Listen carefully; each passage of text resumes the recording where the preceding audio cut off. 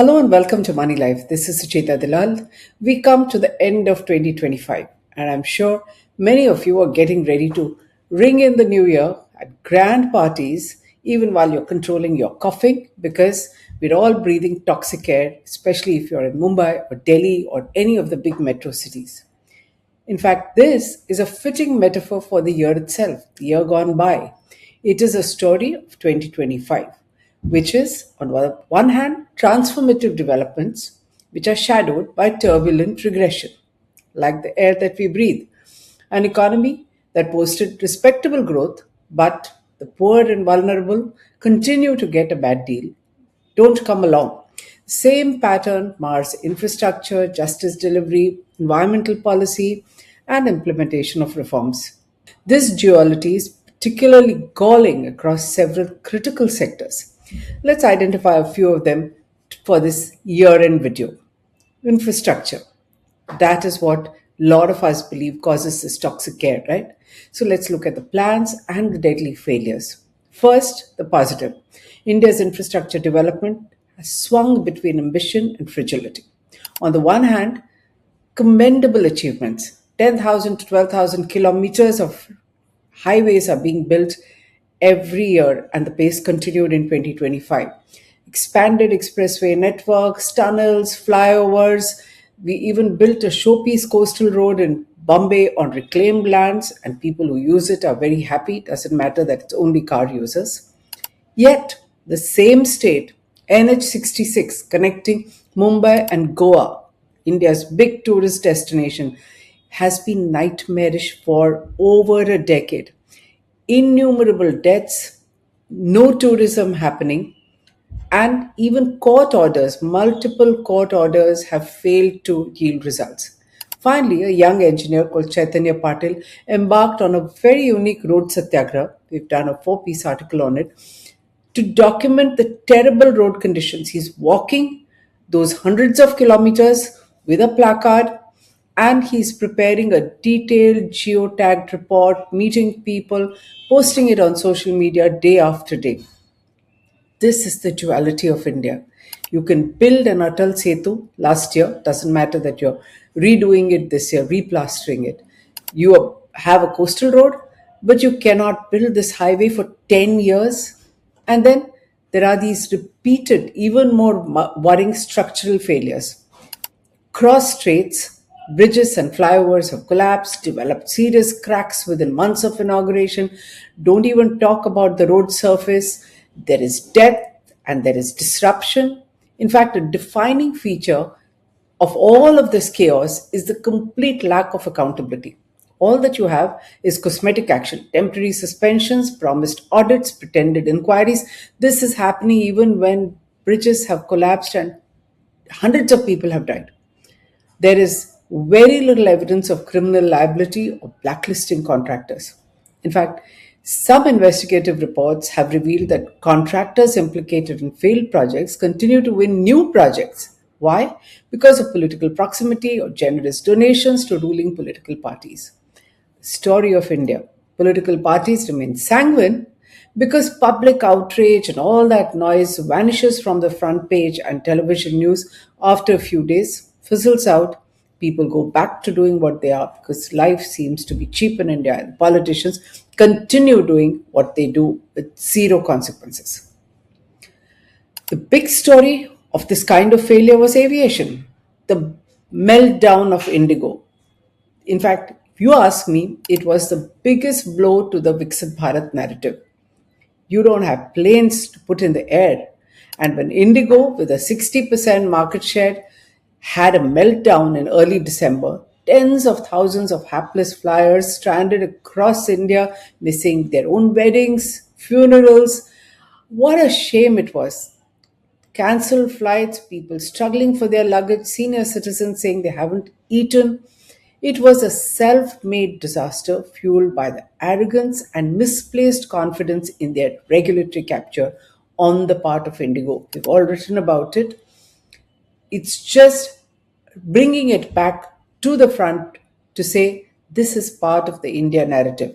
And remember, this aviation disaster was not the first. In June, you had Air India's Ahmedabad London flight killing 241 people when it crashed. In fact, even at that time, it highlighted long standing weaknesses in Indian aviation policy and what happens when there's excess concentration of business in a couple of airlines. It leads to systemic risk. This is a lesson that policymakers should have learned after Jet Airways and Kingfisher. Both did the same thing, tried to blackmail governments by grounding flights, caused enormous hardship to people, embarrass the nation. This is a nation which wants to be called a global superpower, and you don't have planes to carry people domestically. At that time, remember, Indigo did not miss its international flights, but that still did not stop the shame for India. Even today, the Aviation Ministry and its regulator, the DGCA, remain largely reactive. They're pretending to regulate, but there is no attempt to fix underlying issues, which is high airport charges, steep taxes on aviation fuel, impact of the depreciating rupee on the aviation business, which is affecting its viability. Without addressing these, repeated failures and flight cancellations may remain a regular feature, especially when it's non-metro destinations. Some of us are lucky we live in Mumbai and Delhi, but if you're going to a remote location, you don't know whether your flight is going to come on time, connect on time, take off. Then you have this great Udan scheme. This is India pretending to be marching ahead, connecting smaller towns and remote areas and making air travel affordable. Udega desh ka sab har nagrik, they said. But where are the planes to reach the airports that they built without thinking about aviation and planes? They also had fare caps, which made it unviable. So you have airports dotting the country. Some states, which are not even economically doing well, have multiple airports and no planes landing over there. This was because it was politically dictated airport building and it is not serving anybody, let alone Indian aviation. So, India's aviation crisis really is about bad policy, regulatory capture, and failure to understand viability issues. That's why no other airline has been able to step up and grab the vacuum that was created with the ongoing problems of both Air India and Indigo. Let's come to something else. We ended the year on a slightly positive note because the Supreme Court rolled back its own order on the Aravalli Hills. And that brings us to the whole issue of environment, and the plus being public pressure works. So, large scale public protests over the destruction of the Aravalli Hills exposed weaknesses in India's environmental jurisprudence and in our inability to balance development with protecting the environment. Now, this is not new. Since the mid 80s, the Supreme Court has repeatedly intervened to restrict mining and construction in the Aravalli range, which is recognized for as a groundwater recharge zone and a critical ecological barrier protecting the whole NCR National Capital Region from unprecedented air pollution. In November 2025, the mining lobby seemed to have got an upper hand because the Supreme Court accepted a technical definition based on height and continuity criteria recommended by the Environment Ministry. This ruling effectively stripped the protection from vast ecologically contiguous areas which were earlier considered part of the Aravalli system. It legitimized mining and real estate projects in very fragile zones under the guise of definitional clarity. They got their way by steamrolling the courts, but the people would have none of it. The backlash was unprecedented. Though mainstream media refused to write anything about it, it was all over social media. Protests across Rajasthan and Haryana cut across divisions from farmers to school children to ordinary people were all out there putting pressure on the government, forcing both the government as well as the courts to roll back. So on 29th December, the Supreme Court stayed its own order, initiated a fresh review, effectively acknowledging that the legal and scientific basis of its decision required reconsideration. This exposes a deep duality. People look to the judiciary as a defender of environmental protection, and these days courts are increasingly relying on technical inputs bearing the stamp of corporate lobbies and environmental opposition. Remember, this is from NGOs which are not as powerful and financially strong as the lobbies, corporate lobbies. Yet they are dismissed as anti-development doesn't matter the hard work they put in to marshal facts to present to the court. Let's look at another issue, labor reform. Again, here, will meet execution. Let's tell you what I mean. On 21st November, the government finally notified 4 consolidated labor codes. These replaced 29 central laws. Terrific. They simplified compliance, introduced uniform wage definitions, made it mandatory to have social security for gig workers, but at the same time made it easy for employers to hire and fire people. It triggered a massive backlash again. Joint Forum of Trade Unions and farmer groups held a massive bandh and threatened strikes. That is an ongoing issue. In fact, Devashish Basu, our editor, wrote in Moneylife that India's regulatory ambitions usually outrun its practical capabilities. Reforms needed to spur economic growth are marked by India's chronic execution failure caused by bureaucratic inefficiency, corruption, and the absence of proper digital infrastructure on which even these codes are going to rely. Remember, we've been the guinea pigs of this kind of experimentation with going digital all the time. And when digital harms us, there is no protection. Before I come to that, let's look at one more area, the Electricity Amendment Bill. Again, there, reform met ground reality. The Electricity Amendment Bill is another illustration of the limits of market led change in essential services. It delicensed power distribution, allowed multiple distributors in the same area. This was a long pending reform to improve efficiency and break the grip of state owned discoms, distribution companies. Instead, it triggered intense political resistance from farmer groups, state governments themselves, and trade unions who warned that delicensing would enable private monopolies to operate in the same area, cherry pick profitable urban consumers who could pay more, lead to sharp tariff hikes for all the others, rural and agricultural users whom they don't like. The flashpoint was routing subsidies through direct benefit transfers. Buzzword. But these have lost credibility over time because they don't work as well as the government thinks or says they will. This led to concerns that vulnerable consumers would face billing shocks, payment delays, arbitrary disconnection, and as always, poor redress, especially in states which do not have proper administrative capability, which is large chunks of India. Protests led to a partial rollback, underlying the same recurring pattern that I'm talking about throughout.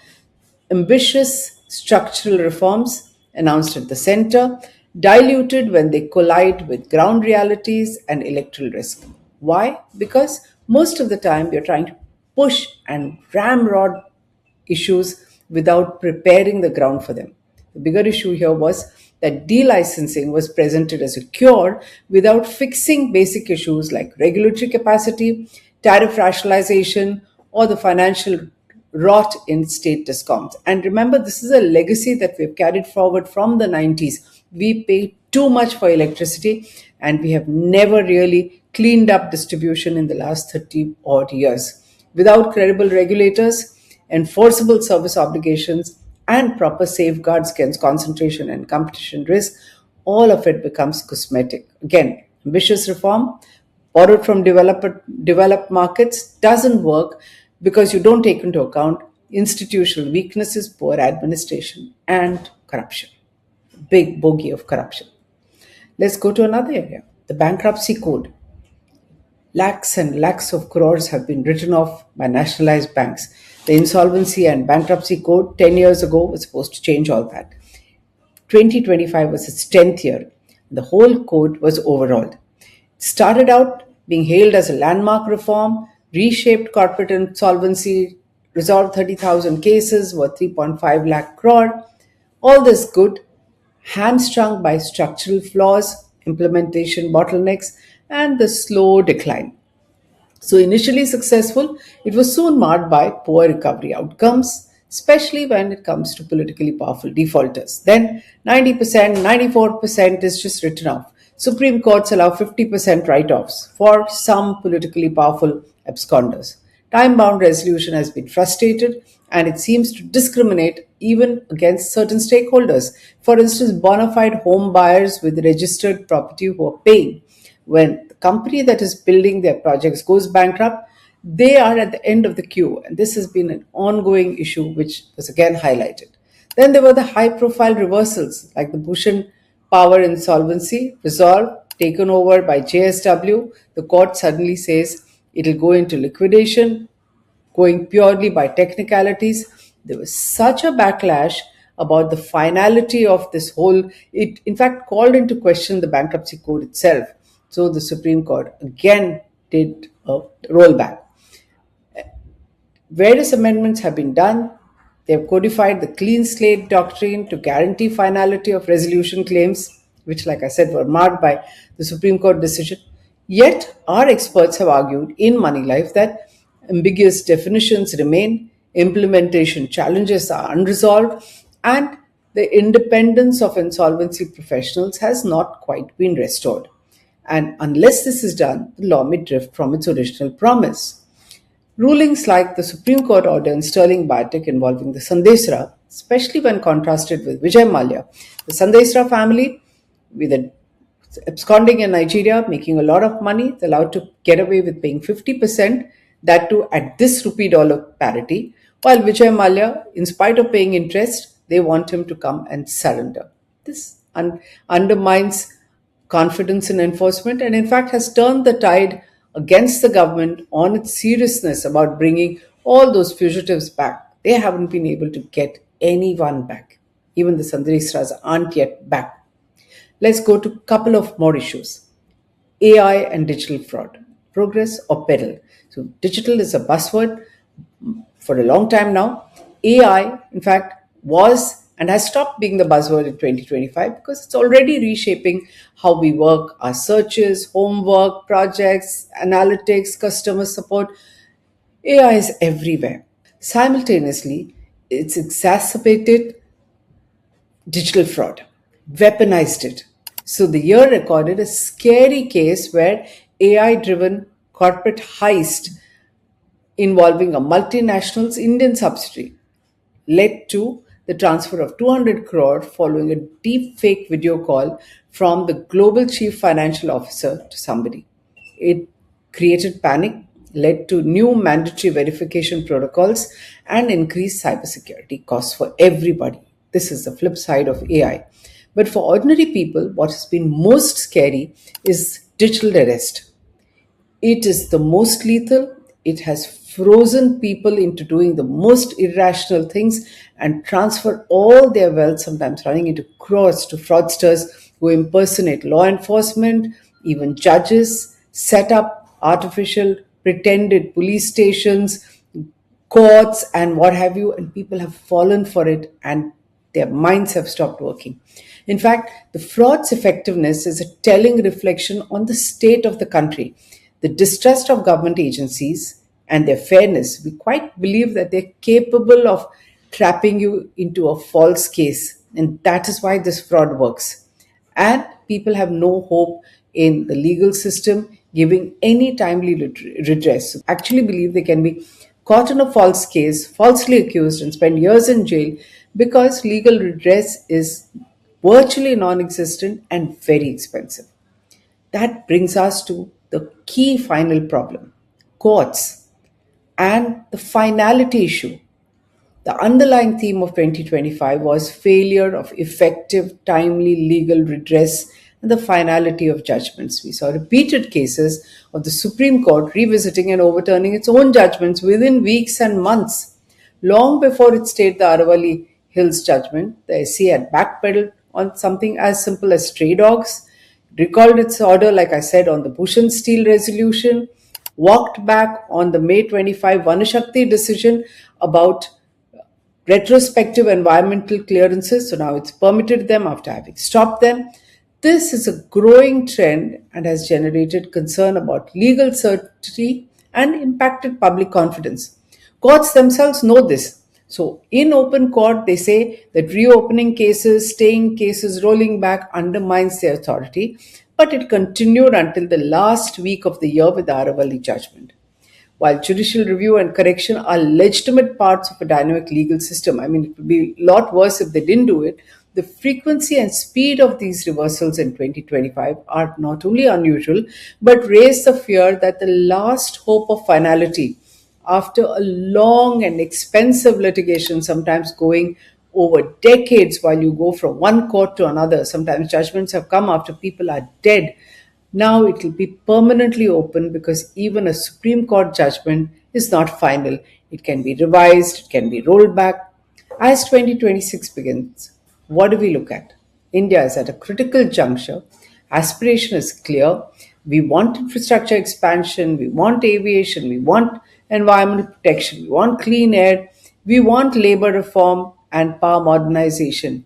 But we have to have all this with the institutional capacity to deliver it, the political will to implement reforms without dilution, and something that takes everybody along with proper grievance redress. Will that happen, or will we see more of the same in 2026? I don't know, but meanwhile, wish you all a very happy new year. And if you haven't done so, please subscribe and share this channel. Thank you.